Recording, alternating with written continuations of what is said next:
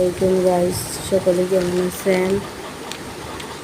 আসলে ভিডিওটা হচ্ছে আমার আরও 2 দিন আগে যখন বৃষ্টি ছিল তখনকার ভিডিও আমি আজকে পোস্ট করতেছি।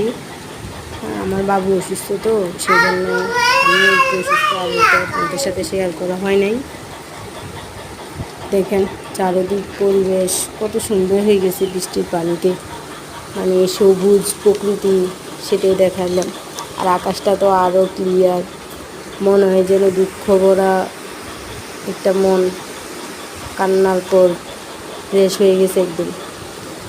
দেখছেন আসলে আকাশটা যখন মেঘ ছিল তখন একরকম দেখা গেছে, এখন বৃষ্টি হয়ে ঝরে গেছে মেঘগুলা, এখন তো আকাশটা আরও ফ্রেশ হয়ে গেছে, কি একটা মানুষের মতনই, তাই না?